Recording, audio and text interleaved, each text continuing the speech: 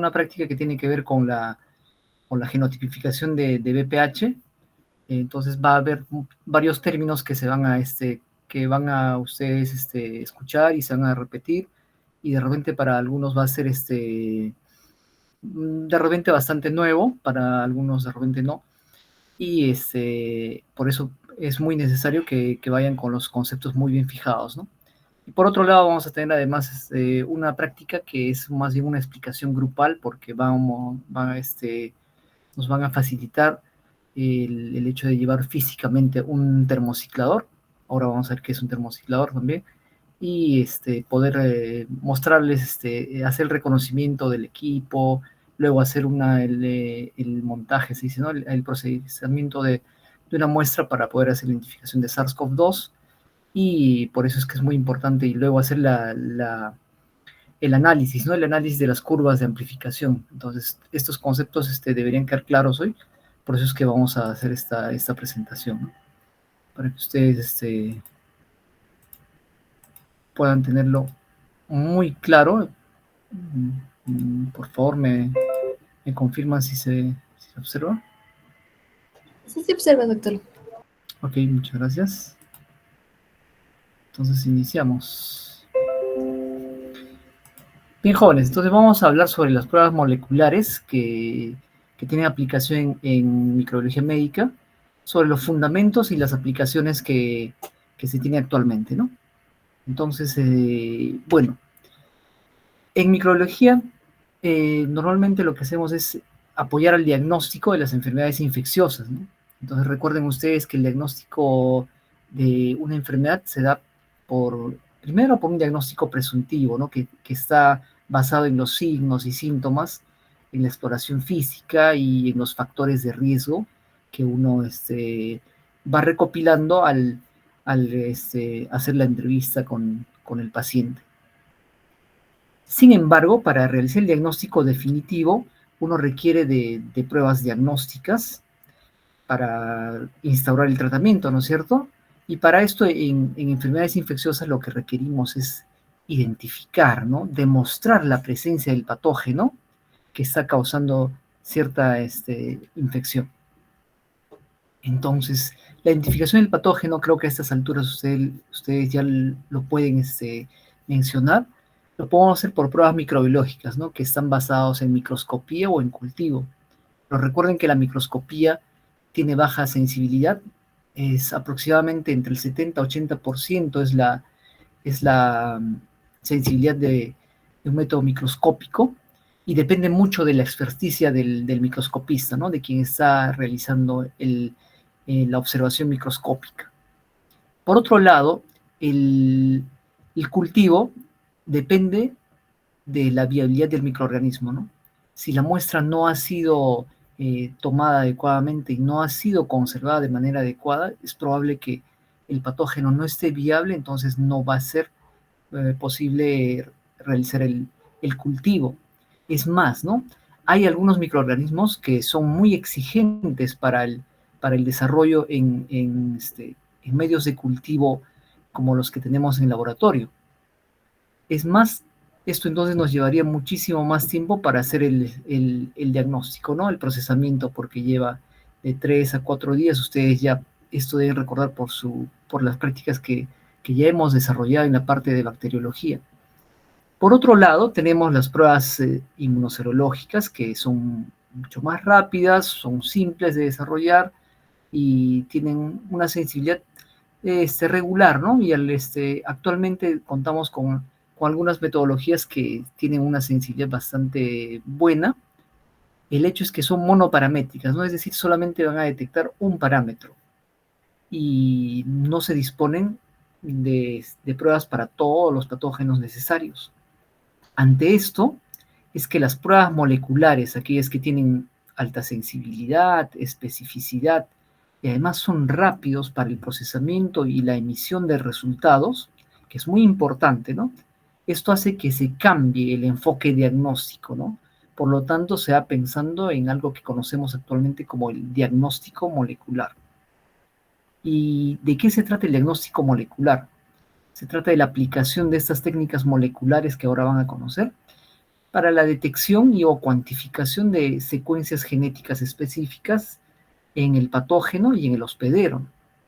Entonces, en el patógeno, ¿qué vamos a identificar? Factores de virulencia, que son los que lo caracterizan, genes de toxinas o mutaciones de resistencia, ¿no? Que son muy importantes para poder decidir qué tratamiento instaurar.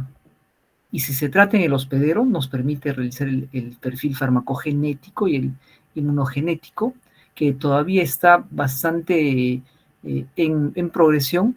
No tenemos todavía laboratorios que hagan este tipo de pruebas en nuestro país, pero ya se está, cada vez más está haciéndose más efectivo el hecho de hacer estos perfiles, ¿no? No solo enfocarnos en el patógeno, sino también en el hospedero.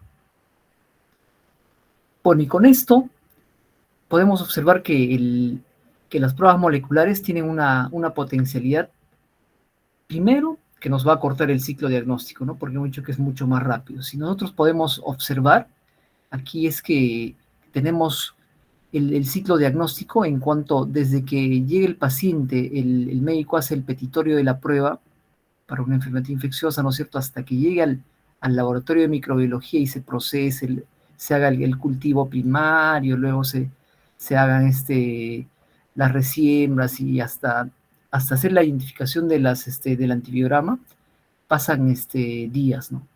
Pasan días, de horas a días, hasta 72 horas en realidad, ¿no?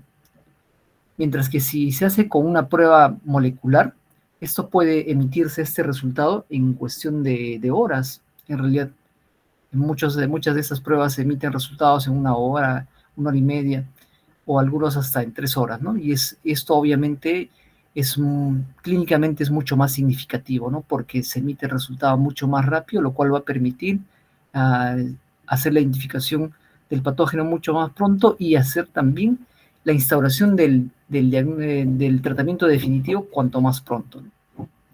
¿Qué más ha permitido las pruebas moleculares?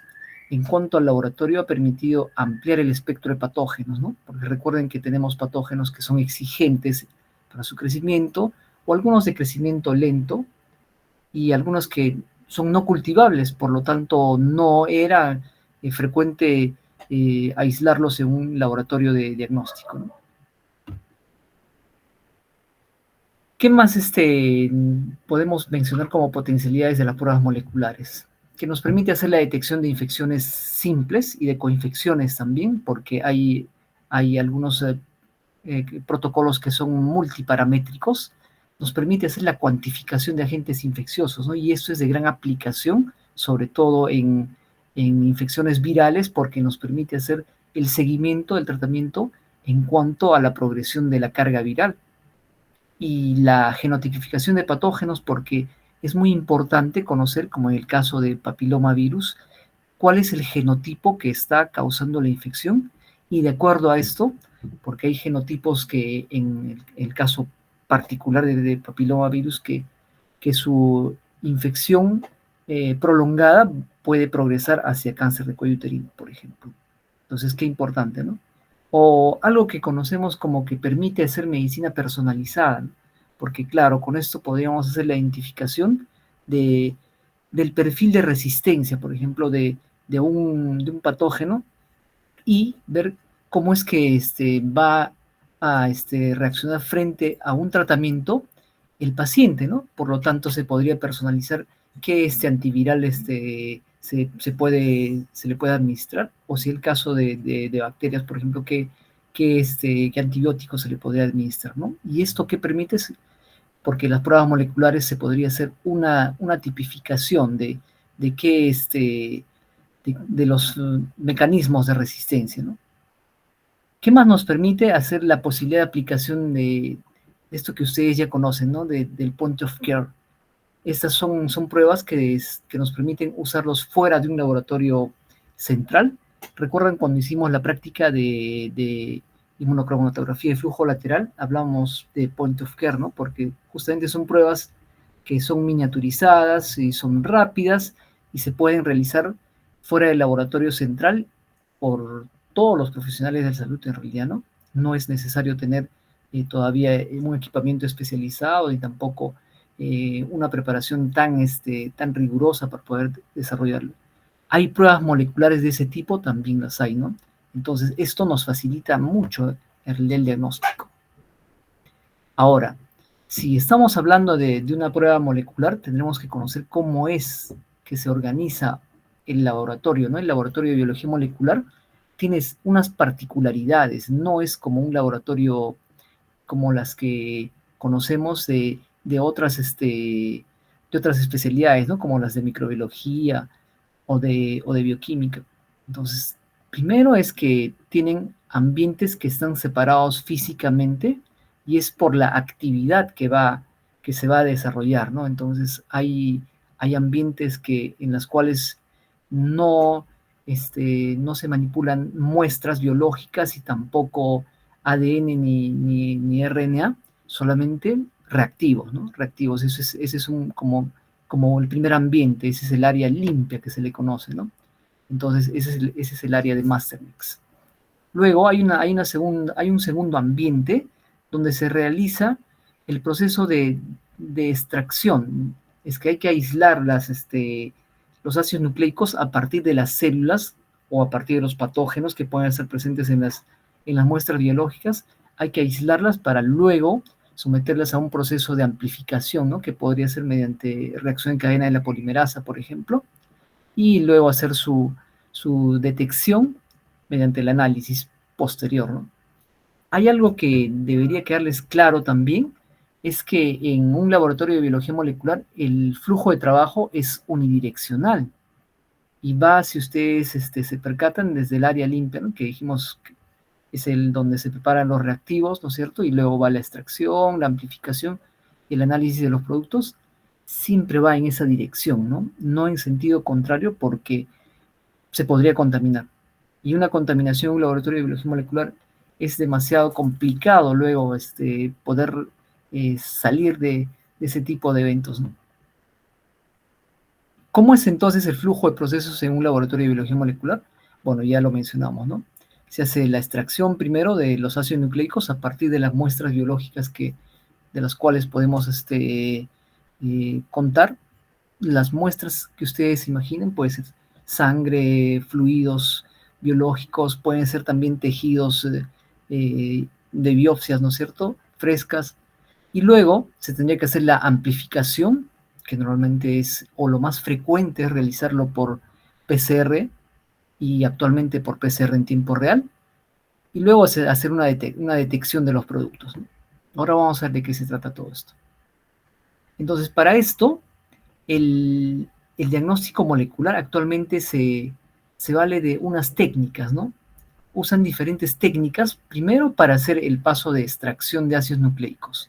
Se puede hacer de manera manual, para lo cual se usan una metodología que está basado a grandes rasgos, ¿no? Se los voy a mencionar, que está basado en una absorción en fase sólida, se llama, ¿no? Que usa unas, unas membranas de sílica en el cual se van a unir, se va a quedar pegados los ácidos nucleicos y por procesos de centrifugación se logra aislar el ácido nucleico, ¿no? Que puede ser ADN o ARN o ambos.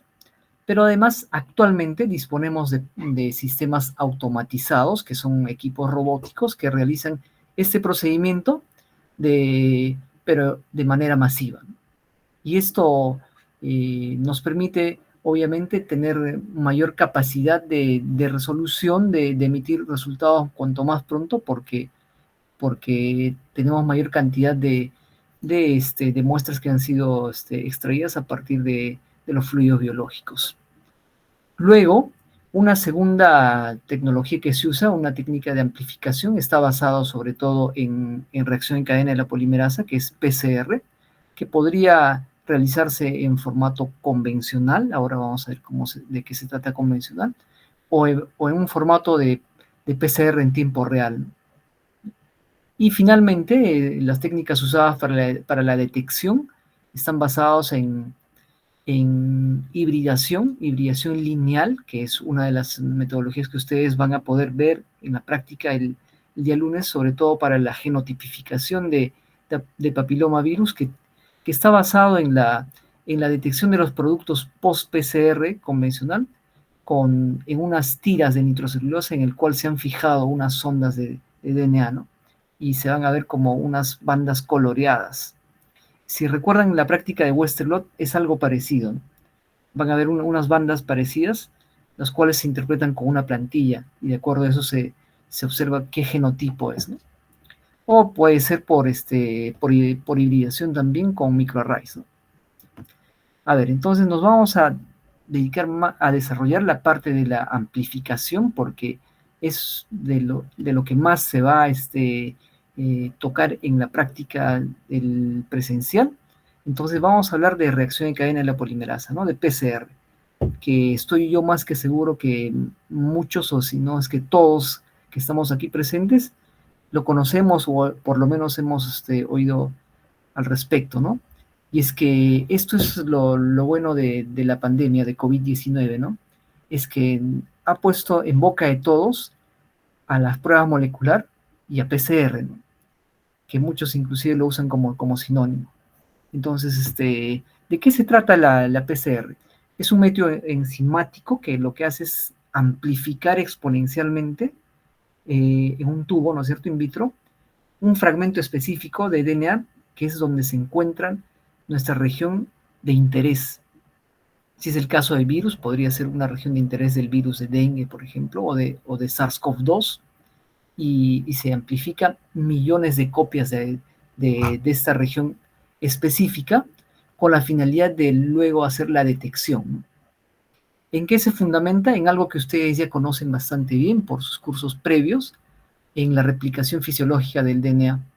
Y de ellos toma ciertos elementos, ¿no? Recuerden que en la replicación fisiológica del DNA se contaban con unos cebadores a partir del cual la DNA polimerasa empezaba a extender una nueva cadena, ¿no? Similar a esto es que ocurre la PCR en un tubo de reacción. A ver, veamos entonces cuáles son las generaciones de PCR. Dos, ¿no? Por lo menos dos. PCR convencional, y esto ocurre en dos pasos, ¿no? Primero se realiza una amplificación de los ácidos nucleicos que ya se hizo la extracción, como ya hemos explicado anteriormente, y luego se hace la detección, ¿no? En un ambiente separado, por una metodología separada.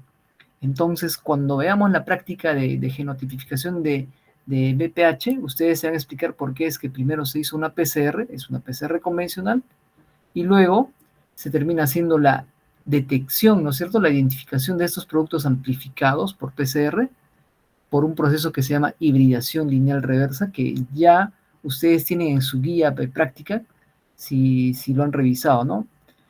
Luego tenemos otra generación de PCR, que es la PCR en tiempo real, y este proceso se realiza en un solo paso. Por lo tanto, la amplificación y la detección se dan en un mismo equipo, en realidad, ¿no? Y es porque esto está basado en un sistema de fluorescencia y la detección se da en el mismo sistema en la pantalla de un computador. Ahora vamos a esclarecer cómo es esto. Entonces, ¿cuáles son los componentes de una PCR? Los componentes de una PCR son todos los que ustedes observan aquí, es agua grado molecular, el buffer, que le va a dar el pH adecuado, ¿no es cierto? El catión divalente, que normalmente es cloruro de magnesio, los desoxinucleótidos, que son los DNTPs, ¿no es cierto? Luego están los primers o los cebadores, que son los que le dan la especificidad, y esto debería quedarles muy claro, en todos los componentes de la PCR, la que le da la especificidad a la reacción son los primers, ¿no? O los cebadores, o los iniciadores, también se les conoce así, porque han sido diseñados de manera específica a la región de interés. En el caso, si se trata de hacer la identificación del virus SARS-CoV-2, por ejemplo, se diseñan estos iniciadores que vayan a estar específicamente para amplificar una región del virus, que podría ser, por ejemplo, el gen de la nucleocápside, por ejemplo, el gen N, que es bastante usado, o podría ser también dirigido a alguna otra región conservada del virus, ¿no? Que es lo que normalmente se usa. ¿Qué más requerimos? El ácido nucleico molde, que puede ser DNA, y luego la polimerasa, ¿no? Que es realmente la molécula que va a permitir realizar todo este proceso. Por eso es que esta técnica se denomina reacción en cadena de la polimerasa. Además, si se trata de PCR en tiempo real, además de estos componentes, usaremos sondas fluorescentes, ¿no? Y ahora, más adelante, nos vamos a explicar por qué. A todos estos componentes en su conjunto se conoce como master mix. Entonces, el lunes, cuando hagamos el montaje de la PCR en tiempo real y estamos preparando el master mix, ya ustedes se van a explicar a qué nos referimos, ¿no? Nos referimos a que se está haciendo la mezcla de todos estos componentes de la PCR con la finalidad de realizar la amplificación, que en el caso de ustedes va a ser para hacer la amplificación de una secuencia de SARS-CoV-2, ¿no? ¿Y en qué se realiza? ¿Cuál es el equipamiento? Bueno, el equipamiento igual ustedes van a poder conocer este termociclador de tiempo real, que es el que vemos aquí, el lunes de manera presencial. Por ahora lo vemos aquí en las imágenes. Y tenemos igualmente, ¿no? Termocicladores para PCR convencional, que hemos dicho que es el que es de 2 pasos, o para PCR en tiempo real, ¿no? Que es aquel que... ¿cuál es la diferencia de estos termocicladores? Es que los de tiempo real tienen lectores de fluorescencia y van conectados a un computador, ¿no? Porque es ahí donde se realiza el análisis. ¿Y de qué se trata de estos termocicladores? Son unos equipos que lo que hacen es controlan la temperatura de reacción en el cual está el master mix, ¿no es cierto? Y además permite que se cambie de una temperatura a otra en fracciones de tiempo, ¿no? Como 15 o 30 segundos o máximo en un minuto. Entonces, de temperaturas tan altas como 95 grados, de pronto va a bajar a 56 grados y luego sube a 72 grados. Y en esas fracciones de tiempo tan cortos, ¿no? Y es que para esto tienen una placa que ustedes pueden observar aquí y lo van a ver en presencial el día lunes. Y por debajo de esta placa hay un sistema, ¿no? Que se llama efecto Peltier, que lo que hace es calienta y enfría invirtiendo la corriente. Por eso es que puede lograr cambiar las temperaturas en tiempos tan reducidos, ¿no? De 15 a 30 segundos. Ok, jóvenes, entonces les va quedando más claro que este es un termociclador, es el equipo en el cual se realiza la reacción en cadena de la polimerasa. Tiene tiene una placa, que es lo que ustedes tienen que recorrer, que es donde se van a colocar los tubos de reacción, y es donde sucede la PCR. Entonces, simplemente es un sistema que calienta y enfría, ¿no? En tiempos determinados. ¿Okay? Entonces, adentrémonos más hacia la PCR, ¿no? ¿Cuáles son las etapas de la PCR? De manera teórica es como se explica, ¿no? Entonces, si colocamos nuestro tubo de reacción al termociclador, y está nuestra región de interés, que ha sido aislado, ¿no es cierto?, a partir de una muestra biológica. Entonces, ¿qué va a suceder aquí en el termociclador? Van a suceder ciertos pasos que se repiten. A esto es a lo que les conocemos como las etapas de la PCR, ¿no? Sucede primero que se va a incrementar la temperatura hasta 95 grados, y sucede que a esa temperatura los ácidos nucleicos, el ADN se va a separar en 2 hebras simples, porque inicialmente lo tenemos como hebra doble, ¿no? Y eso ya lo recordamos, que esa es la naturaleza del DNA. De manera que a 95 grados tendremos 2 hebras que se han separado, 2 cadenas simples, que cuando baje la temperatura, en promedio a 55 grados, porque por efecto del programa que se le ha puesto al termociclador, entonces aquí va a ver ese proceso que se denomina el alineamiento, ¿no? El alineamiento es que se van a renaturar las cadenas, pero ahora no se van a unir entre ellas mismas, sino se van a unir con los primers, ¿no? Que hemos dicho que son los iniciadores, que se han diseñado de manera específica a las regiones, de manera que reconocen por complementariedad de bases de adenina con citosina, adenina con timina, citosina con guanina, ¿no es cierto?, por complementariedad de bases, y se van a unir. Entonces reconocen esta región, que es la de nuestra región de interés, y van a empezar a alinearse, ¿no? Por eso es que a este paso se le llama el alineamiento, mientras que al paso anterior se le denomina la denaturación. Entonces, en la denaturación se separan las hebras aquí se van a alinear, ¿no es cierto?, de manera complementaria, adenina con timina, citosina con guanina, ¿no es cierto?, por complementariedad de bases. Luego, cuando se incremente la temperatura hasta 72 grados, ¿qué va a suceder, jóvenes? Aquí la polimerasa, esta enzima, tiene esta capacidad de ir colocando uno tras otro desoxinucleótidos, igualmente de manera complementaria, pero lo hace a partir de este iniciador, del primer, ¿no es cierto? O el cebador, como lo conocen también. Entonces, se dan cuenta por qué es tan importante de hacer un buen diseño y de tener estos cebadores o estos primers, porque a partir de este mismo es que se va a empezar a extender la nueva cadena, ¿no? Y es de esta manera como se va haciendo repetidas veces. Estos 3 ciclos puede repetirse entre 35 a 40 veces, y de esta manera es que se tienen copias, millones de copias, ¿no? Porque cada vez se va doblando y doblando y doblando la cantidad de copias que se está realizando. Y esto es el procedimiento, ¿no?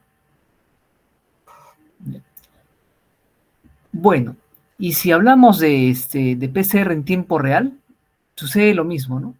Igualmente hay una denaturación a 95 grados, pero recuerden que hemos dicho que cuando se trata de PCR en tiempo real, además incluye un sistema de sondas, ¿no es cierto?, de sondas fluorescentes. Entonces, ¿qué tenemos aquí? Tenemos una cadena molde que ya se ha denaturado, tenemos primers y tenemos una sonda. ¿Qué es una sonda? Una sonda es una porción de DNA, ¿no es cierto?, que ha sido igualmente diseñado de manera específica a una región de interés que tiene unas marcas fluorescentes, ¿ya?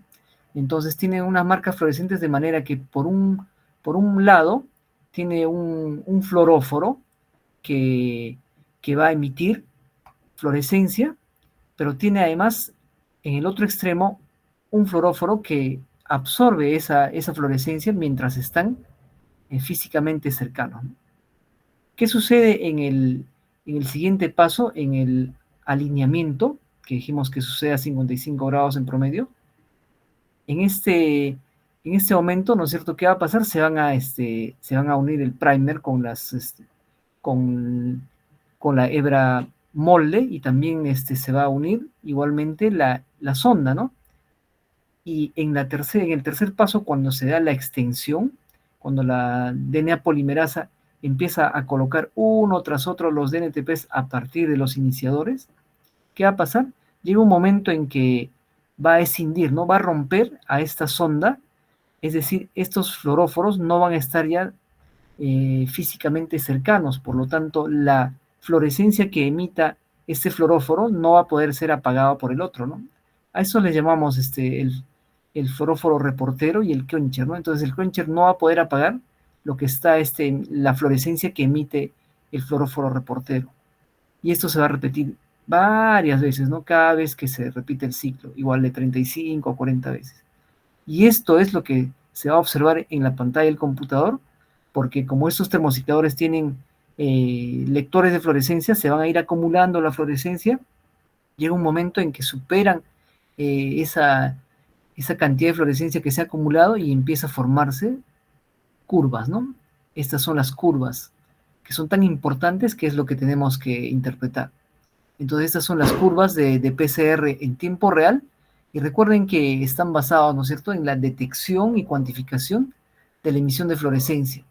Entonces, cada vez que se va formando un nuevo producto, se emite fluorescencia y se va acumulando. Llega un momento en que se empieza a formar estas curvas, ¿no?, por un algoritmo que tiene el software del termociclado. Y aquí es donde viene un concepto muy importante y que ha sido bastante usado durante la pandemia de COVID-19, sobre todo. Yo estoy seguro que más de uno debe haber escuchado hablar del CT, ¿no? Del CT molecular. Cuando les hacían la prueba molecular para SARS-CoV-2, además de su resultado que decía positivo, les emitían un CT, ¿no? Un CT molecular que era un valor que iba entre 15 hasta 35, más o menos, esos eran los valores. en que se emitían para el caso de SARS-CoV-2. Entonces, ¿de qué se trata el CT, jóvenes? Que lo conocemos en español como el ciclo umbral. Bueno, recuerden que dijimos que en PCR en tiempo real se van emitiendo fluorescencia cada vez que se forma un nuevo producto, ¿no? Entonces, sucede que se va acumulando fluorescencia aquí, por debajo de algo que conocemos como la línea base, se va acumulando fluorescencia, pero llega un momento en que es superado esta línea base y empieza a formarse una curva que es correspondiente al incremento, ¿no es cierto?, que es estadísticamente significativo de la fluorescencia emitida. Y a este punto, justamente donde sucede el hecho de que se observa este incremento estadístico, es a lo que conocemos como el CT. Es decir, cuando la fluorescencia supera, ¿no? Supera la cantidad de fluorescencia que se está acumulando, por lo tanto se hace visible como una curva. ¿Y qué es lo importante? Lo importante es que esta curva es inversamente proporcional a la cantidad de moléculas de DNA en la muestra, ¿no? Por eso es que en la pandemia nos decían, ¿no? Cuando tenían, les decían un CT bajo, es decir, un CT de 15, de 20, decían, entonces tiene mayor carga de SARS-CoV-2. No es exactamente el término, pero de alguna manera es indirectamente, ¿no? Es que me estamos diciendo que un CT es inversamente proporcional, ¿no? Por lo tanto, un CT bajo, valores bajos son 15, 20, 25, estaría relacionándose con una cantidad de moléculas, ¿no es cierto?, en ese caso de RNA, si se trata de SARS-CoV-2, que son mayor en la muestra, ¿no? ¿Ya? Aquí, jóvenes, no sé si esta parte les queda claro, porque esto del CT les debería quedar claro, porque el día lunes vamos a hacer la interpretación de las curvas de fluorescencia que se van a formar luego de hacer la amplificación, ¿no? Justamente por PCR en tiempo real. ¿Alguien quisiera participar? ¿Alguien quisiera decir con toda confianza? No se entiende, todavía no lo entiendo, o está claro para todos esta parte, jóvenes, del CT. Sí, John me dice que si puedo repetir lo que significan las curvas. ¿Ok? ¿Alguien más?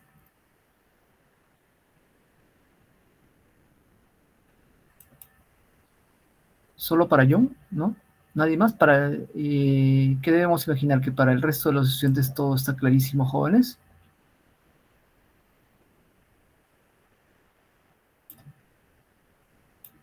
Bien, expliquemos entonces lo que nos pedía John. A ver, retrocedamos un poco.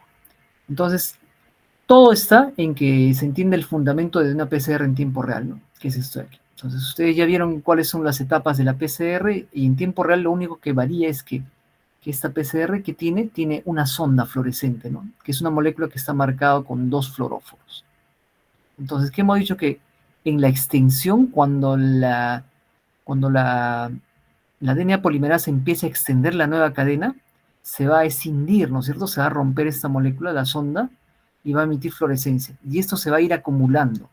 Como este es un equipo que tiene un lector de fluorescencia, llega un momento en que toda esa fluorescencia que se ha ido acumulando supera ese punto. Hay un punto que está fijado en el equipo, que se denomina como línea base, lo supera y empieza a observarse como una curva, ¿no? Como una curva de amplificación. Y es que ese es justamente el fundamento de la PCR en tiempo real, ¿no? Que es la detección y cuantificación de la fluorescencia que se va emitiendo. Entonces, ¿qué es lo que vemos en esta gráfica? Vemos que aquí en la línea base se va acumulando la fluorescencia hasta que llega un momento en que este punto empieza a incrementarse, ¿no es cierto?, la fluorescencia de manera que es estadísticamente significativo.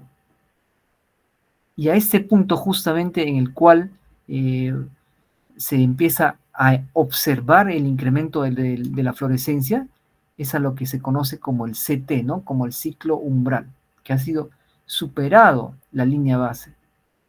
¿Y qué es lo importante que ustedes recuerden? Es que justamente este CT se relaciona de manera inversa con la cantidad de moléculas de ADN que hay en la muestra inicial. Por eso es que decíamos que si tienen un CT más bajo, entonces es probable que en la muestra haya habido mayor cantidad de ADN del patógeno, ¿no? Porque estamos hablando de patógenos. Entonces no sé si por ahí queda más claro. Entonces, es de esa manera que uno hace la interpretación, ¿no? Entonces, al final, cuando uno ve PCR en tiempo real, empezamos a hacer la interpretación de estas curvas de amplificación, ¿no? Y qué es lo importante que para nosotros es ver cuánto ST tiene, ¿no? Para poder ver, en algunos casos es indicador de infectividad, porque en el caso de SARS-CoV-2, por ejemplo, ¿no? CTs bajos nos indican que esta persona tiene mayor cantidad del virus y es mucho más infectante, ¿no? Que aquellos que tienen un CT alto, ¿no? Que podría ser 35 o 40, que podría ser que todavía tengan el virus, pero no son personas que vayan a infectar porque tienen poca cantidad en realidad de material o al virus viable como para que puedan infectar a muchas más personas, ¿no? ¿Ya? No sé si con eso queda más claro. ¿Sí? ¿Queda más claro? Lo siguiente, jóvenes, es que veamos las aplicaciones de la PCR en tiempo real. Esta es la manera correcta de abreviar PCR en tiempo real, es como qPCR. Las aplicaciones en virología, ¿no? Entonces veamos una aplicación que es justamente cuando vamos a empezar a ver las curvas de amplificación, ¿no? A ver, tenemos aquí esta PCR que es para la detección de los arbovirus, que son para dengue, Zika y chikungunya, y que se realiza a partir de muestras de suero, plasma o de orina, ¿no? Dependiendo del estadio en el que se realice. Recuerden que el dengue se puede realizar PCR en suero o en plasma hasta el quinto día, más o menos, de haber iniciado los síntomas, ¿no? Después de eso, se podría realizar, sí, pero pareado junto con una prueba serológica, ¿no? Que sería la detección de anticuerpos, IgM, IgG, ¿no? Luego, en el caso de Zika, se puede igualmente realizar en suero hasta el séptimo día. Después de eso, igualmente hay que hacerlo pareado o ya no se recomienda mucho la prueba molecular. Salvo que se tenga que hacer en orina, ¿no? En orina se ha visto que se puede hacer la detección de Zika virus hasta los 20 días. Y por último, a chikungunya, que igualmente se puede hacer la detección dentro de los primeros 5 hasta 8 días de haber iniciado síntomas, ¿ya? Entonces, ¿cómo interpretamos aquí? Estas curvas, jóvenes, que ustedes, estas líneas, como ustedes de repente lo ven, pero son las curvas que han amplificado, nos están indicando de que está positivo. Y para esto, obviamente, tenemos que tener una leyenda, ¿no es cierto? De qué es la línea verde, qué es la línea azul y la amarilla. Entonces, como todas las pruebas diagnósticas, estas incluyen controles, por lo tanto hay un control positivo, ¿ya? Y es la línea verde, es la que ha amplificado, ¿ya? Y la muestra es la línea azul. Igualmente estamos viendo que hay una curva, ¿no? Sin embargo, hay una curva que está roja, esa no ha amplificado, y ese es un control negativo, y es lo correcto, ¿no? Y tenemos una muestra más que está en amarillo, que también ha amplificado, ¿no? Entonces, cuando ustedes vean este tipo de líneas, que son curvas, ¿no? A partir de ahora ustedes saben que estas son curvas. Cuando veamos curvas, estamos, si aquí les pusiéramos una flecha y les decimos, a ver, mencione de qué el resultado de esta prueba, ¿no? Es positivo, ¿no? Positivo para el PCR para el cual se haya hecho esta prueba específicamente. Y lo otro, a ver si podemos hacer esto. A ver. Lo otro es, jóvenes, si les pusiéramos una flecha para que indiquen, ¿qué podríamos indicar aquí? El CT, ¿no?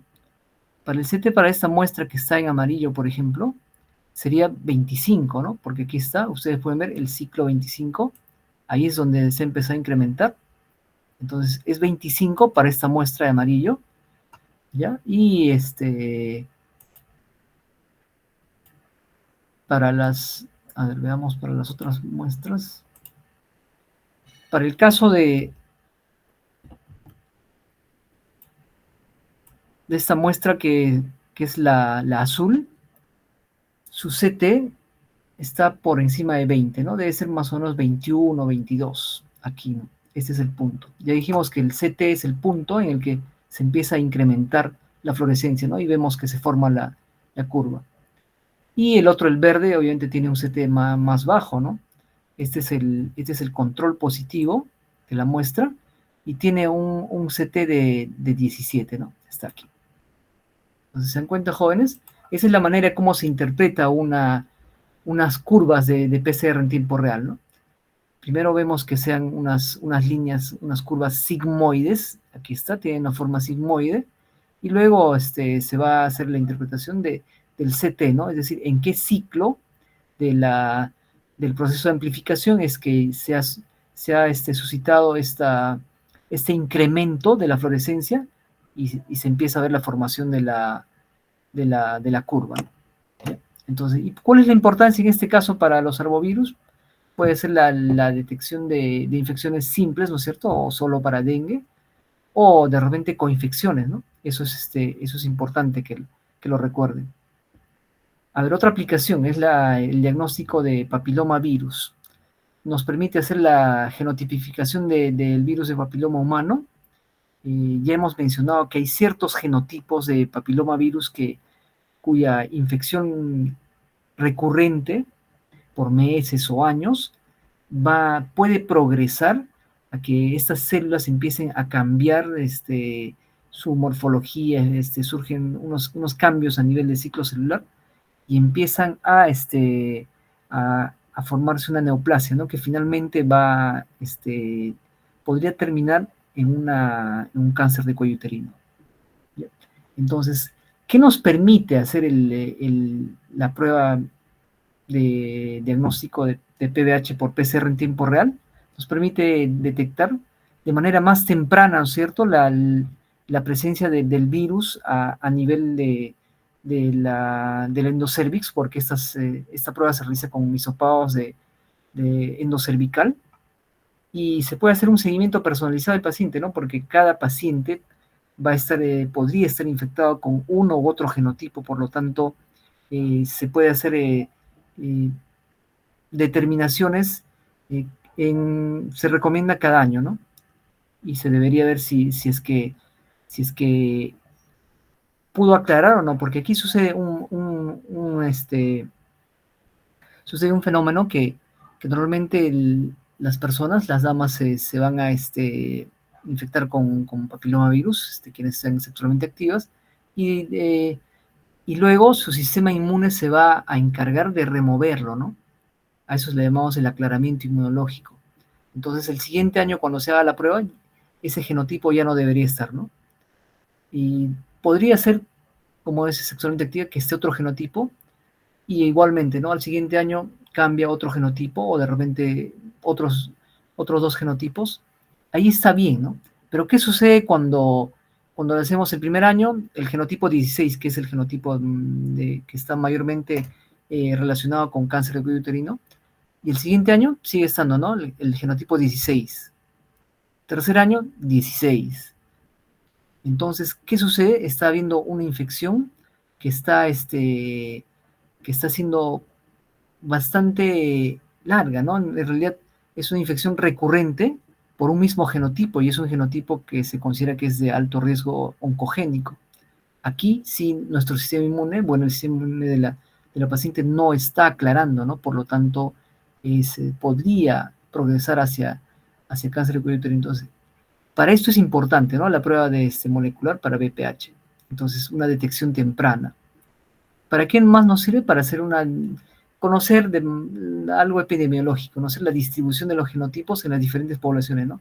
A ver qué genotipos son más frecuentes en nuestra población peruana, por ejemplo. ¿Ya? Para eso también nos serviría. Entonces, igualmente, ¿cómo se interpretan? Como curvas sigmoides, ¿no es cierto? Y luego se tienen que ver los CTs, ¿no? ¿Ya? Es lo que se tiene que observar. Otra aplicación de PCR en tiempo real es para la identificación de patógenos de meningoencefalitis viral. Se hace una PCR múltiplex, ¿no es cierto? Hay estos formatos que permiten la detección simultánea de herpes 1 y 2 y de varicela zoster, ¿no? En una misma muestra. Entonces, y la muestra es líquido cefalorraquídeo, ¿no? Lo que deberían de conocer ustedes, jóvenes, que la PCR es el gold estándar para la detección de estos virus que están asociados con meningitis y encefalitis, ¿no? ¿Ya? Y qué mejor que hacer la detección de manera simultánea si alguno de estos tres están en un tiempo muy reducido, como que en 1 hora y media podemos tener resultado, ¿no? Porque recuerden que las encefalitis son situaciones en realidad de emergencia, ¿no? Muchas veces el paciente está inconsciente y hay que resolver rápidamente, ¿no? Igualmente, ¿cómo se hace la interpretación, jóvenes? No nos vamos a cansar de mencionarles de que son curvas sigmoides, ¿no es cierto? Y si hay amplificación, es decir, si vemos estas curvas sigmoides, estamos frente a una muestra positiva, ¿no es cierto? Pero no vemos esas curvas sigmoides, sino simplemente vemos líneas abajo. A ver, vamos a ver aquí. Aprovechamos para mostrarles cómo sería una muestra negativa. Una muestra negativa, jóvenes, sería de esta manera, ¿no? Esto que vemos aquí, la línea que vemos aquí en rosado, por ejemplo, sería un resultado de muestra negativa. Y más bien, esta curva que observamos aquí en rojo, o bueno, la de verde, si es positiva, ¿no? Entonces, positivo en este caso, para varicela zoster, ¿no?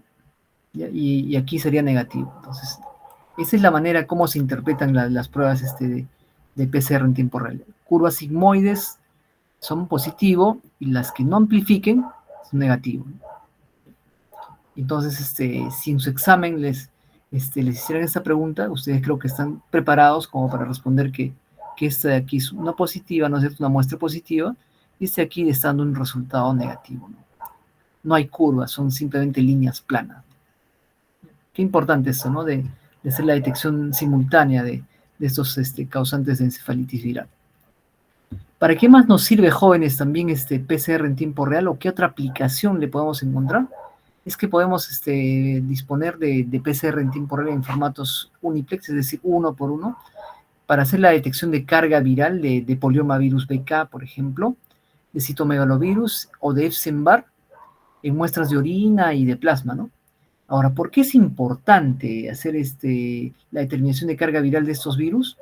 Sobre todo es muy importante para evaluar ¿no? y hacer seguimiento de la terapia inmunosupresora en trasplantados, porque recuerden que las personas que han recibido un injerto, un trasplante, ellos están medicados, ¿no? Están recibiendo inmunosupresores de manera que no vayan a rechazar al injerto, ¿no? Al órgano trasplantado.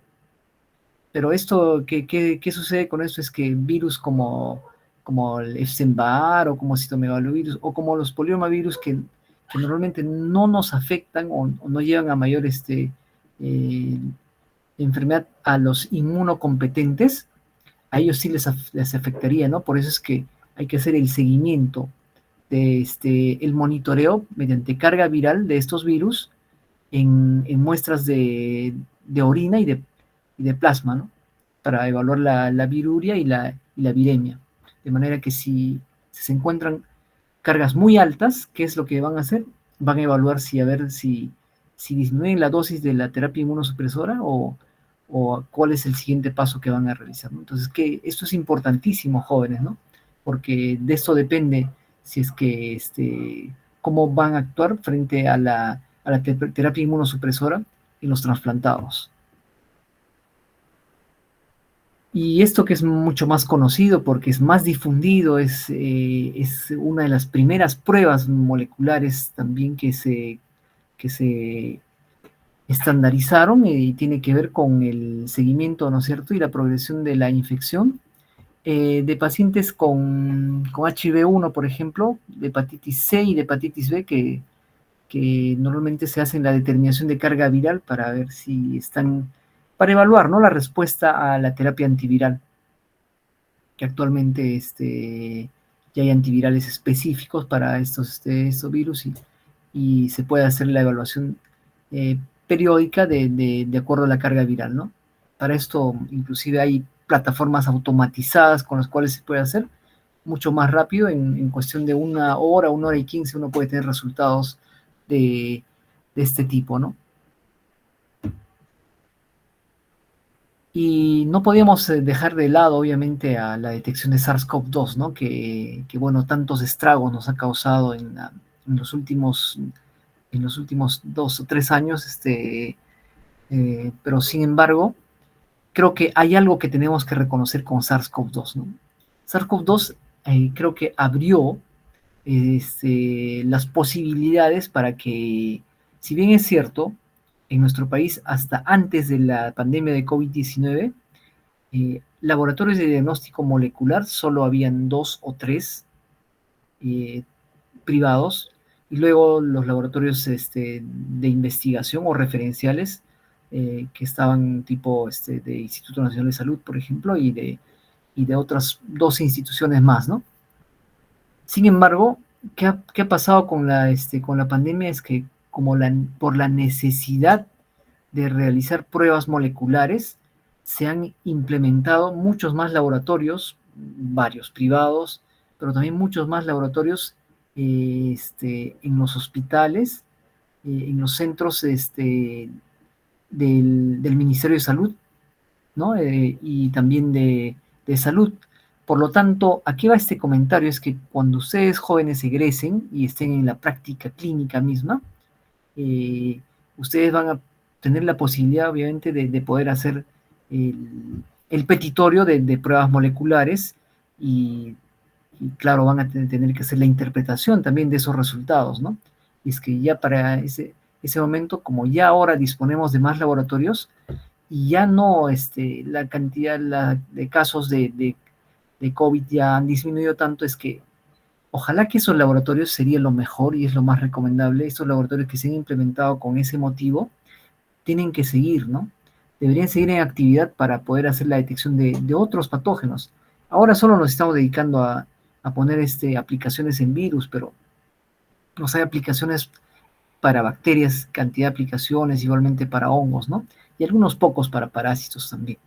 Entonces, lo más saludable sería que estos laboratorios que se implementaron con ese fin continúen operando, pero haciendo la identificación de otros patógenos, ¿no? Podría ser papilomavirus, Mycobacterium, que tenemos tantos casos, que debería ser, ¿no? Y además ir sumando cada vez unos y otros protocolos más, de manera que podamos tener a la mano este tipo de diagnóstico, ¿no? Porque, claro, una desventaja de estas pruebas es que el costo, ¿no? Y el costo se debe a que requiere de una infraestructura, ya vieron ustedes, diferente, especialmente diseñada solo para este tipo de procedimientos, y un equipamiento también especial que tiene que ver, específico, que tiene que ver con el termociclador, y de personal entrenado, ¿no? Para poder hacer las pruebas.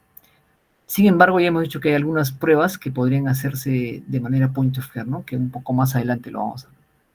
Entonces, con SARS-CoV-2, igualmente, jóvenes, ha ayudado mucho en la pandemia, y es que OMS reconoció que PCR en tiempo real, en su versión de retrotranscripción, era la prueba recomendada para hacer diagnóstico de COVID-19. Entonces, fue justamente por eso que se implementaron tantos laboratorios, ¿no? Porque OMS, en algún momento, el director de OMS decía que háganle test a todos, ¿no? A todo el mundo, pero obviamente eso no era factible, porque no teníamos tantos laboratorios implementados y tampoco había tanta cantidad de pruebas disponibles como para poder realizar prueba molecular a todos, ¿no? Igualmente, esta prueba se hace en formato multiplex porque actualmente la OMS y CDC han recomendado, a raíz de la aparición de las tantas variantes de SARS-CoV-2, que se realicen PCRs en formato múltiplex, es decir, que las sondas y los primers no se diseñan solamente a una región del virus, sino que se diseña a 2 regiones por lo menos, y 3 si es mejor. Entonces la mayoría de los formatos de pruebas moleculares para SARS-CoV-2 que actualmente disponemos tienen 2 marcadores o 3, ¿no? Entonces pueden estar dirigidas, lo más común es que estén dirigidas a la región RDRP, que es una región bastante conservada, y a la región N, ¿no? De la proteína de la nucleocápside. Y bueno, creo que está de más mencionarles, pero aquellos protocolos que que usaban eh, primers que estaban diseñados a la región S, ellas ya no se usan, ¿no? Porque justamente en la región que codifica para la proteína Spike es donde sucede la mayor cantidad de mutaciones en las variantes. Recuerden que actualmente las que están circulando, todos los virus SARS-CoV-2 que están circulando actualmente, esos linajes pertenecen a la variante Omicron, ¿no? Todos.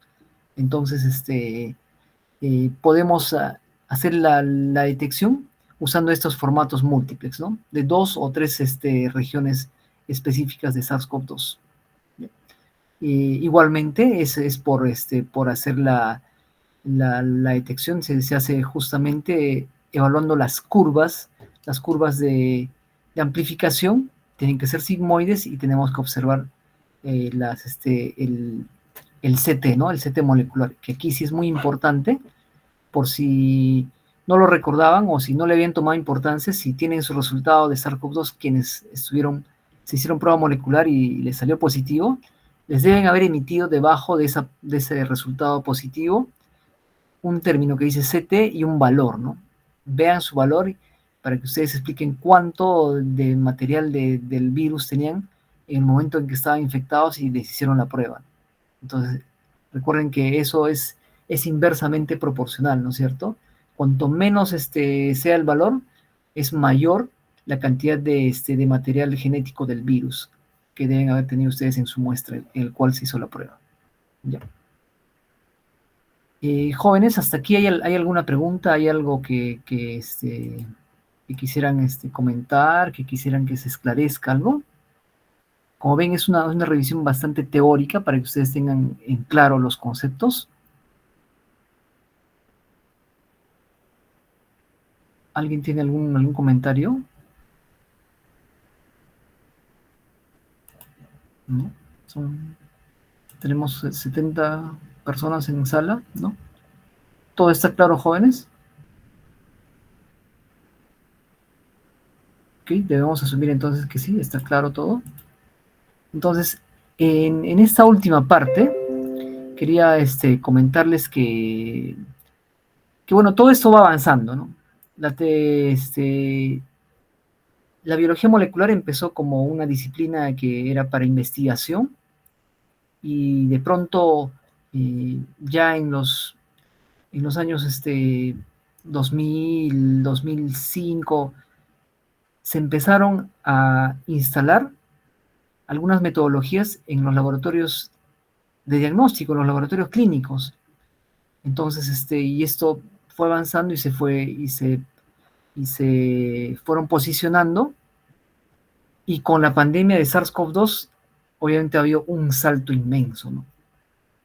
En cuanto a tecnología de producción y de estas metodologías para hacer diagnóstico por biología molecular. Y además, como ya hemos comentado, la cantidad de laboratorios que se ha incrementado, ¿no? Que podrían tener la capacidad de realizar pruebas moleculares. Por lo tanto, para eso es que vamos a hablar de las plataformas moleculares, ¿no? Las plataformas moleculares, jóvenes, son esos sistemas que se han diseñado para poder realizar pruebas moleculares, y los hay de diferentes tipos, ¿no? Aquellos que podrían ser a, a escalas menores, pocas muestras, ¿no es cierto? Algunas escalas medias y algunas que son para hacer de alto rendimiento, se los denomina así, ¿no? Escalas grandes. ¿Qué es lo que se requería, por ejemplo, en la pandemia de COVID-19? ¿Qué sucedía? Es que primero no estábamos preparados con laboratorios suficientes, ¿no? Y segundo era que una vez que se implementaban los laboratorios, no es que se iban a hacer pocas pruebas, se tenían que hacer cantidad de pruebas, ¿no? Porque esa era la demanda, esa es la necesidad. Entonces, ante esto, hay hubieron que acomodarse y hacer plataformas moleculares, ¿no? Entonces, que son estos sistemas modulares diseñados justamente de lo que les hablaba. ¿Qué es lo que hacen? Lo que hemos hablado, ¿no? Todo el flujo de proceso, es decir, la extracción, la amplificación y la detección en un sistema cerrado. Entonces, para esto, ¿qué tienen ellos? Estos sistemas, las plataformas moleculares tienen sistemas de preparación, es decir, de extracción de ácidos nucleicos, de ADN o ARN. Luego hacen una amplificación. La mayoría de ellos, si no son todos, la amplificación está basada en PCR en tiempo real.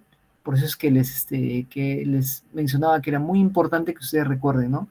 Que PCR en tiempo real, ¿cuál es este? Es en un solo paso, por lo tanto, la amplificación y la detección se da en el mismo sistema, ¿no? ¿Cuáles son sus mayores aplicaciones en enfermedades infecciosas? La detección y tipificación de patógenos, que hemos estado hablando, el monitoreo por carga viral, y bueno, en cuanto al tamizaje de hemoderivados, que es la otra parte de aplicación. Esto es lo que hace, lo que ya hemos mencionado que en la parte manual, cómo es que se hacía la extracción de ácido nucleico, no sé, todo lo que se denomina la preparación, la amplificación por PCR. Si es PCR convencional, luego hay que hacer un proceso posterior que podría ser hibridación lineal, por ejemplo. Eso es lo que se llama la detección, luego se hace la validación de resultados y esto va al sistema de laboratorio, ¿no? Entonces, sin embargo, las plataformas moleculares actualmente hacen todo este procedimiento en un sistema cerrado, ¿no? Entonces, por lo tanto, eh, ¿qué ha sucedido con esto? Es que reduce un poco la necesidad de personal que esté altamente capacitado, ¿no es cierto? Y además también disminuye espacio, ¿no? Si uno tiene plataformas moleculares automatizadas, por ejemplo, ya no es tan necesario tener esos tres espacios físicamente separados de los que hablábamos al iniciar la presentación, ¿no? Por lo tanto, ¿qué permite también? Incrementar, ¿no es cierto?, la cantidad de pruebas que uno puede realizar, ¿ya? En diferentes turnos, porque quien lo va a realizar es un equipo, ¿no?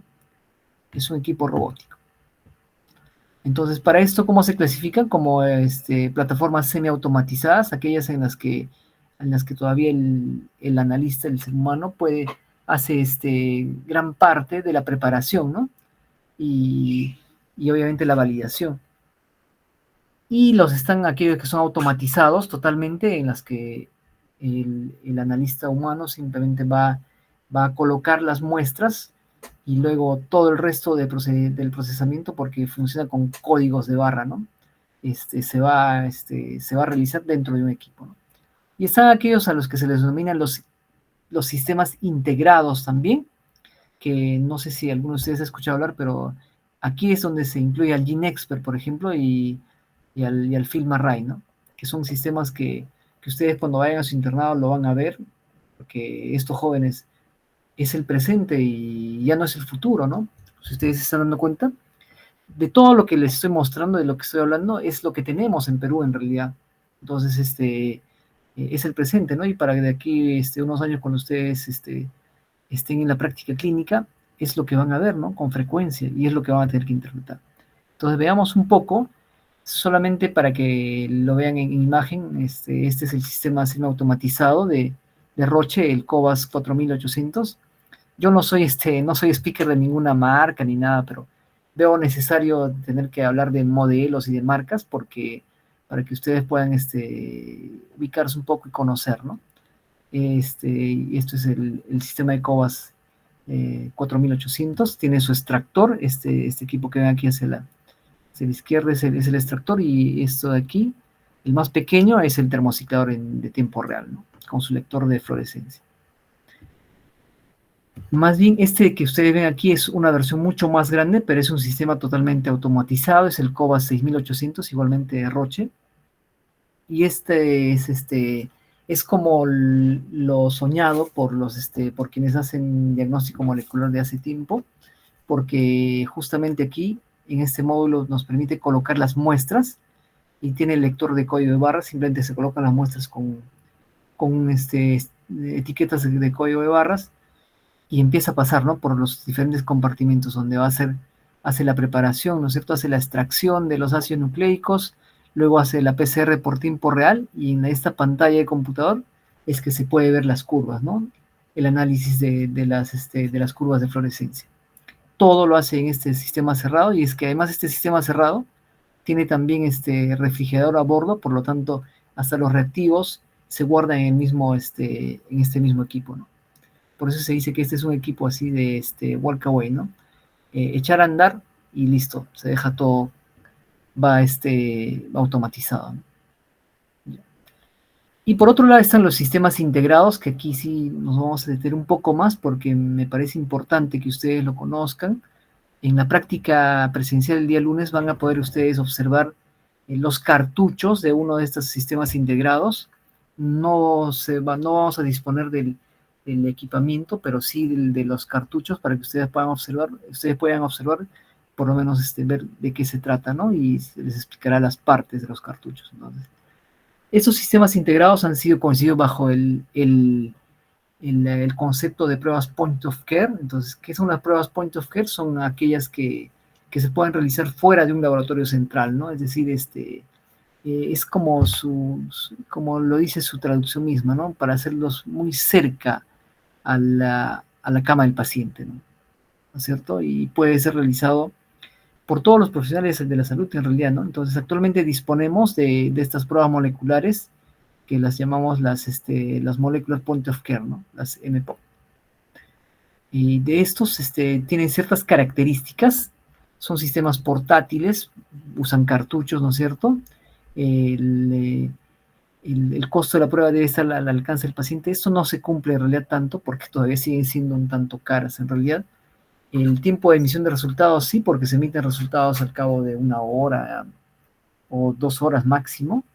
Los 3 pasos moleculares se desarrollan en el mismo dispositivo, ya lo hemos mencionado, ¿no es cierto? Incluye controles como toda prueba de diagnóstico, son de alta sensibilidad y especificidad, la exactitud y la precisión también están bastante bien desarrolladas porque son sistemas integrados, ¿no? Sistemas robóticos donde se realiza todo en un sistema cerrado, son de fácil utilización, ¿sí? Y lo mejor es que no necesitan este refrigerador para poder hacer el almacenamiento, ¿no? Esta es una característica de los sistemas de point of care. Vamos a conocer uno de ellos, que es el sistema GeneXpert de Cepheid, que es un sistema totalmente automatizado, donde lo que se realiza es la preparación, es decir, la extracción se realiza por sonicación, ya se someten las muestras a ultrasonido y de esa manera simplemente se va a alisar la célula y se liberan los ácidos nucleicos, ¿no?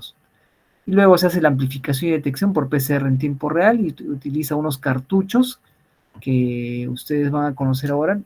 Lo mejor es que se puede hacer hasta resultado multiparamétrico, ¿no? Es decir, se pueden hacer la identificación de varios genotipos, por ejemplo, de papilomavirus, o se puede hacer la detección también de genes de resistencia, ¿no? Basados en estos cartuchos. Este es el sistema GeneXpert.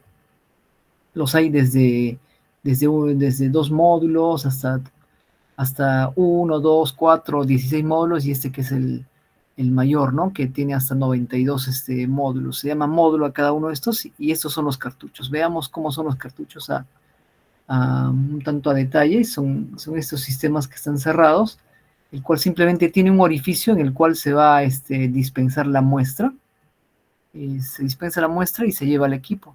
Se coloca aquí al cartucho, y eso es todo el procedimiento que se realiza, ¿no? Entonces, bastante sencillo en realidad, ¿no? Solo hay que tener cuidado cuando se traten de muestras respiratorias para el caso de Mycobacterium, por ejemplo, o como en el caso de SARS-CoV-2 o algún virus respiratorio como virus influenza también, de manera que se realicen de repente en una cabina de bioseguridad o usando el equipo de protección personal adecuado, ¿no? Entonces, esto es todo el procedimiento que se hace. Aquí el ejemplo está dado para SARS-CoV-2. Aquí está el cartucho y se toma la muestra con una pipeta que también es desechable y se coloca en este orificio y luego se tapa el cartucho y se lleva al módulo, ¿no es cierto? Que puede ser cualquiera de estos equipos. ¿Ya? y al cabo de unos, en el caso de SARS-CoV-2, al cabo de 40 minutos tenemos un resultado. Igual, curvas de fluorescencia, ¿no? Porque la detección es por PCR en tiempo real. Entonces, el día lunes ustedes van a disponer de estos cartuchos para el caso de papilomavirus en físico, van a poder observarlo, van a poder destapar y ver que hay este orificio, y van a poder ver que hay una región en la cual se realiza la PCR, ¿no? Que está por detrás del cartucho.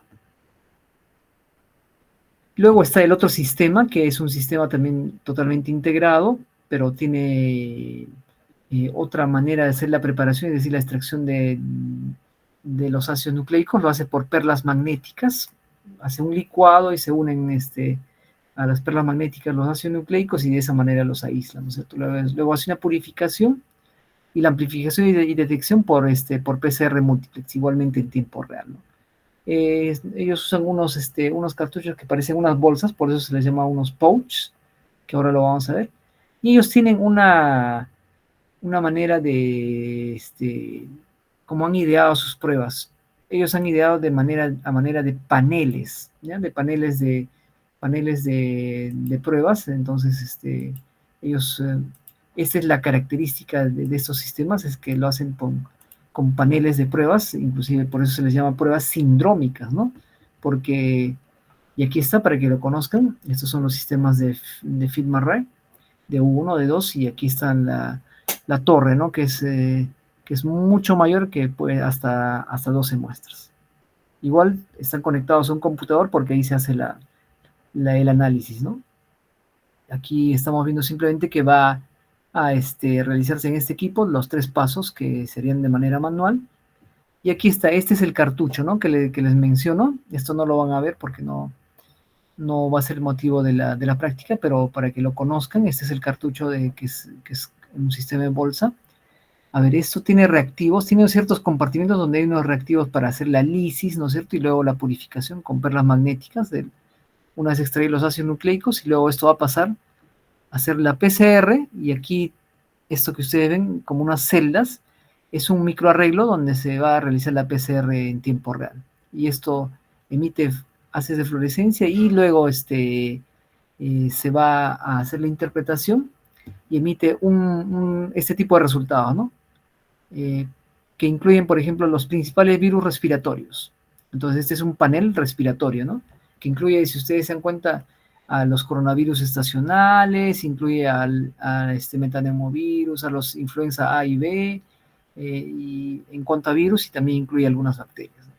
Entonces, y es de esta manera como se hace la emisión de resultados. Entonces, ¿cuánto facilita esto, por ejemplo, ¿no? Que actualmente esto sirve mucho porque cuando al tener un síntoma respiratorio, como ya no estamos en pleno pico de la pandemia, sino estamos en una etapa de transición entre la etapa pandémica a ser una etapa epidémica, endémica, perdón. Entonces, actualmente no todos los síntomas respiratorios necesariamente son por COVID, ¿no? Podría ser cualquiera de estos virus respiratorios.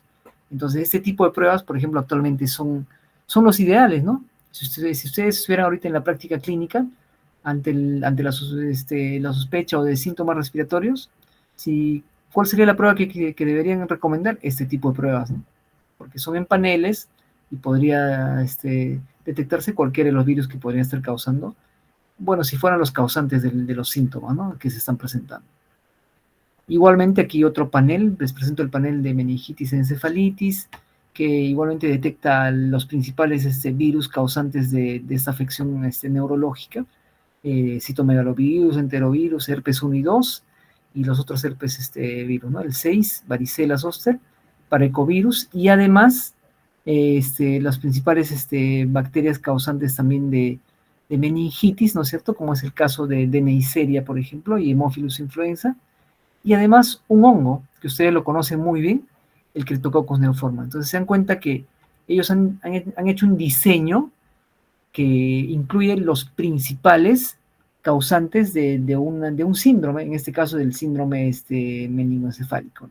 Entonces, si la afección está siendo causada por alguno de estos patógenos, se debería detectar en este panel, ¿no? Entonces, Esto aporta mucho más, sí, porque con esto se acortaría muchísimo más el ciclo diagnóstico, ¿no? Si en la mitad de la presentación mostramos que había una PCR en tiempo real para hacer la detección de herpes 1, herpes 2 y de varicela en conjunto, pero aquí se amplía el espectro, ¿no? Porque se pueden detectar no solo esos virus, sino también las principales bacterias y además a un hongo, que es el causante de este tipo de síndrome, ¿no? Qué importante, ¿no? Aporta mucho más y se puede instaurar el tratamiento lo más pronto posible, ¿no? Con este tipo de pruebas, porque además se emite el resultado en 1 hora y media, más o menos, ¿no? Es lo que demora.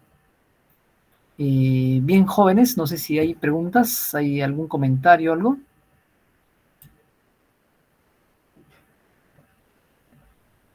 ¿Todavía estamos ahí? ¿Sí, no? Sí, sí estamos.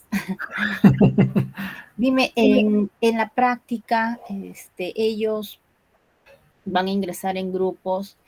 Sí, ¿Qué ahora les material? vamos a explicar. Ya, listo, Sí, ok. justamente, entonces no hay comentarios, no hay preguntas al respecto, jóvenes. Queda claro esta parte teórica. La primera parte es la que es bastante aplicativa para la práctica del lunes, ¿no? Los conceptos de PCR en tiempo real, de PCR en sí. Y bueno, esta última parte de las plataformas es un poco para que conozcan la realidad de qué es lo que tenemos actualmente, ¿no? Entonces, bueno, que quería terminar esta parte con esto que es muy importante, ¿no? Que me parece que la biología molecular en realidad no es que va a desplazar, ¿no?, al resto de metodologías, a las metodologías inmunológicas y tampoco a la microbiología clásica, que es el de hacer la parte microscópica y la parte de la siembra, ¿no?, del cultivo, sino más bien está aportando, ¿no?, una herramienta que lo que va a hacer es va a incrementar el potencial de la microbiología médica, ¿no? Esto es lo que hace la biología molecular. Entonces, vamos a ver específicamente lo de la práctica del día lunes. La práctica del lunes, jóvenes, se divide en dos, ¿no?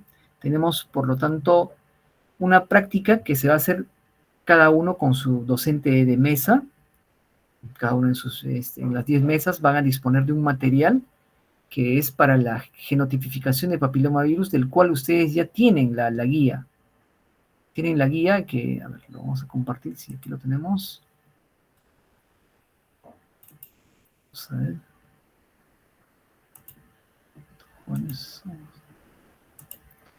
Yo les voy a compartir la guía que ustedes ya tienen para poder revisarlo brevemente.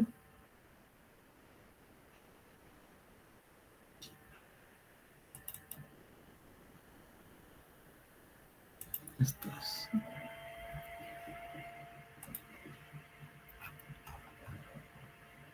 A ver.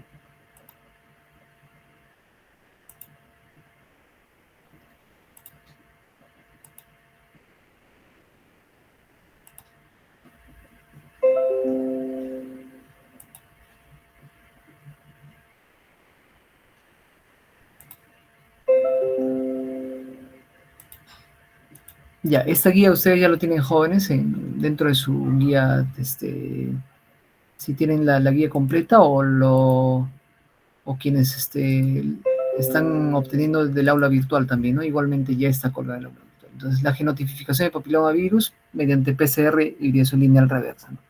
También van a disponer de un video de explicación en el aula virtual que va a estar colgado el día de mañana. Entonces, ¿qué es lo que ustedes van a realizar? Van a disponer de un material que tiene que ver con ese material. Justamente van a disponer de estas tiritas, ¿no? Que son, van a disponer de unas placas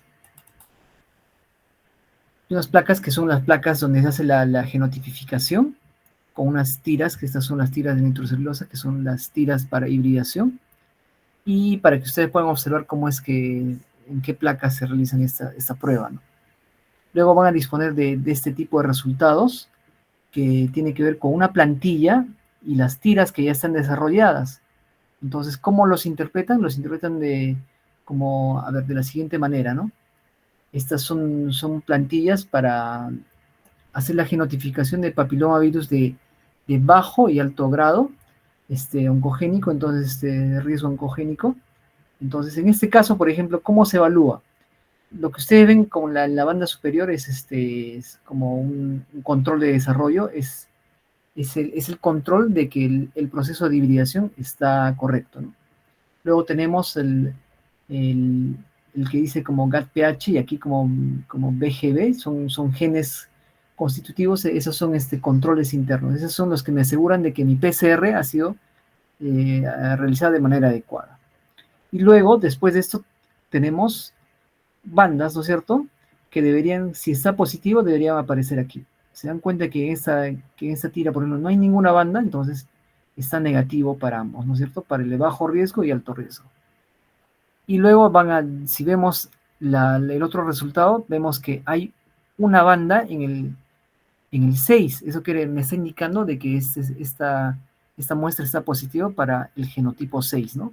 Que es un genotipo también importante, pero no es para progresión a cáncer, sino más bien es el productor de condiloma, ¿no? De las verrugas genitales. ¿Ya? Y van a disponer también de resultados de este tipo, en el cual ustedes van a observar unas infecciones con múltiples genotipos, ¿no? Múltiples genotipos de bajo riesgo o múltiples genotipos de alto riesgo y las coinfecciones, ¿no? Y estos son casos reales, no es que nos hayamos inventado, ¿no? Porque estas tiras que ustedes observan o van a poder tener de manera física el día lunes en su práctica, no son tiras copiadas, son las tiras reales, por eso es que puede ser que varíen entre una y otra mesa los resultados, ¿no? Porque son de diferentes pacientes, ¿ya? Y de diferentes, también, de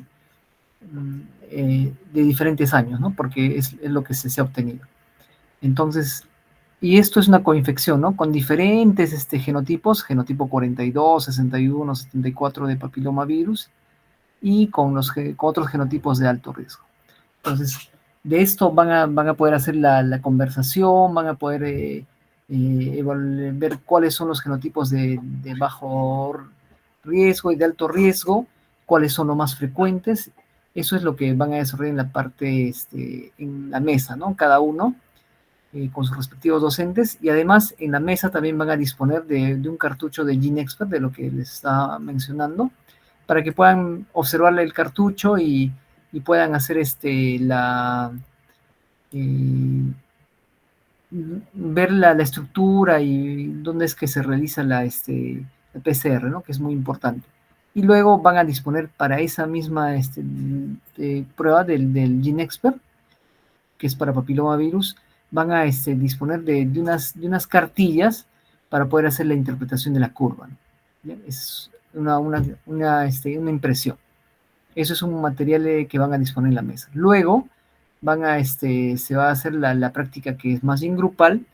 Van a ingresar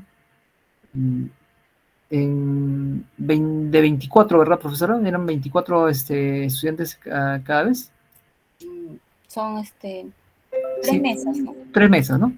Sí. Sí, cada 3 mesas van a dirigirse al aula B.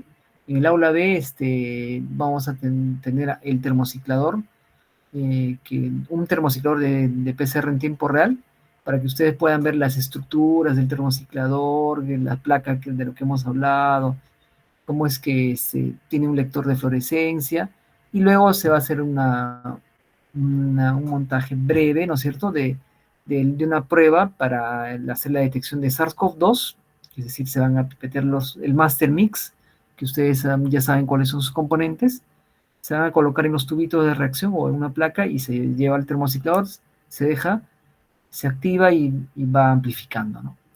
Luego, en ese mismo termociclador, en el computador de ese termociclador, vamos a hacer la revisión de resultados ya pasados y vamos a poder ver cómo ha evolucionado, por ejemplo, SARS-CoV-2 desde la primera ola hasta, bueno, hasta el año pasado que tuvimos casos, cómo es que fue cambiando, cómo se incrementaba, ¿no? Y podemos revisar ahí justamente algo que hemos visto ahora muy teórico, el CT, ¿no? Justamente vamos a hacer la determinación del CT en en esas gráficas, en esas curvas de amplificación de PCR.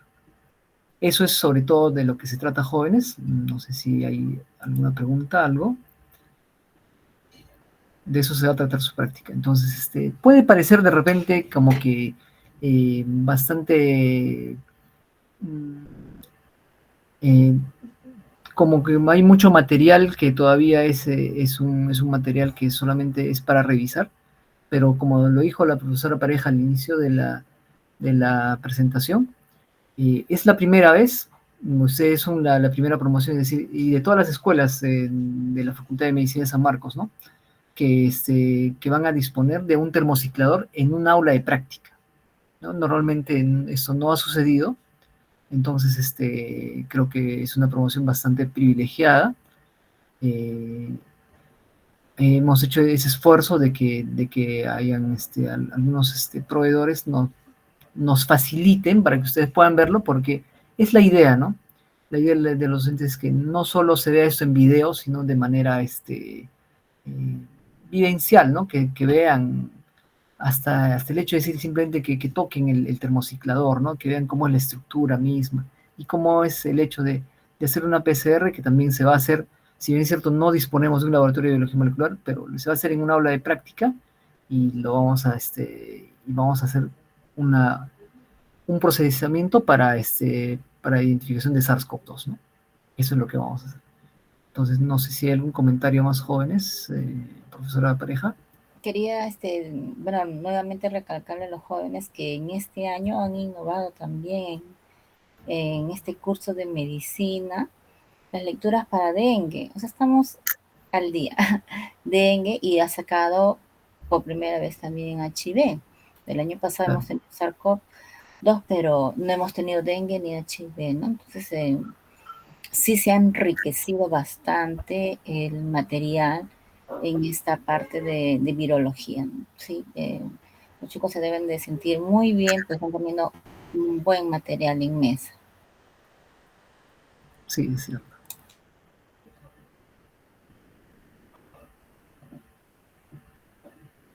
Igual les he dicho de que todo lo que sale también será evaluado de una manera muy aplicativa, ¿no? No se sientan que, wow, qué cosa va a haber.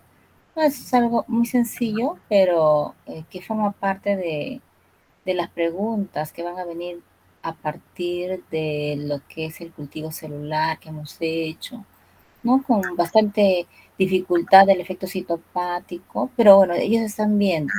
En el caso del PBH, ¿no? Como podemos observar, es alteración de la célula por su, entre comillas, presencia, y luego cómo estás llevándolos hasta poder detectar los agentes de alto riesgo, ¿no? Que es muy importante en el diagnóstico. Claro. Sí.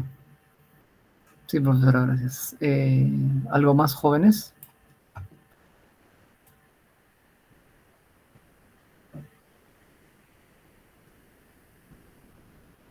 Listo. Si no hay nada más, creo que vamos terminando. Gracias por su presencia. Bueno, ya creo que quienes han asistido ya tienen más claro esos conceptos que son más, de repente, como les comentaba, es de repente nuevo, ¿no? Sin embargo, no debería parecerles ni extraño ni decir, bueno, esto de repente no es para nosotros. Sí lo es, jóvenes, porque ya les dije, ¿no? No es el futuro, es el presente. Entonces, cuando ustedes estén en la práctica clínica, lo más normal es que hablen de pruebas moleculares, ¿no? Y que sepan interpretar pruebas moleculares. Y obviamente esos términos lo van a manejar de manera frecuente, ¿no? Así es. Esto sí, gracias por sus comentarios ahí. Gracias a ustedes por asistir también. Entonces, sí, gracias a todos por sus comentarios. Entonces nos vemos el día lunes, jóvenes, en la práctica.